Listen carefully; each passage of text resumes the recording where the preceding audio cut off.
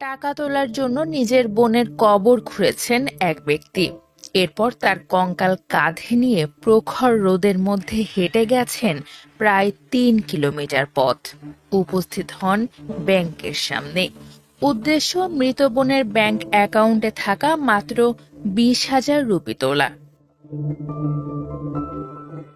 আপাত দৃষ্টিতে তার কাজটি অমানবিক মনে হতে পারে, কিন্তু তিনি এমন কাজ কেন করলেন তা জানতে হলে আপনাকে পুরো ঘটনাটি শুনতে হবে।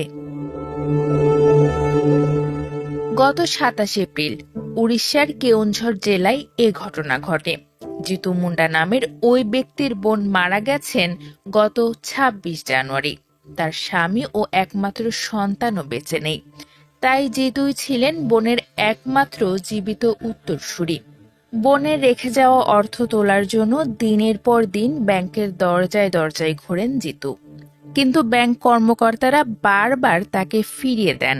বলেন অ্যাকাউন্টের মালিককে আনতে অথবা তার মৃত্যুর প্রমাণ দিতে। পড়াশোনা না জানা জিতুর কাছে এই নিয়মগুলো কঠিন লাগে। তিনি ব্যাংকের প্রক্রিয়াগুলো বুঝতে পারেন না। এছাড়া বোনের কোনো মৃত্যু সনদ বা উত্তরাধিকারী সংক্রান্ত কাগজপত্রও ছিল না তার কাছে। ফলে বোন মৃত তা প্রমাণ করতে কঙ্কাল নিয়ে ব্যাংকে হাজির হতে বাধ্য হন। ব্যাংকে পৌঁছানোর পর সে দৃশ্য দেখে স্থানীয়রা স্তম্ভিত হয়ে যান। প্রশ্ন করেন, একজন গরিব মানুষের নিজের টাকা পাওয়া কি এতটাই কঠিন? স্থানীয়রা বলছেন, ব্যাংক কর্তৃপক্ষ চাইলে সততা যাচাই করতে পারত বা সরজমিনে তদন্ত করতে পারত, কিন্তু সমবেদনার বদলে কাগজের নথিপত্রই যেন প্রাধান্য পেয়েছে। বর্তমানে পুলিশের তত্ত্বাবধানে কঙ্কালটি আবারও সমাধিস্থ করা হয়েছে।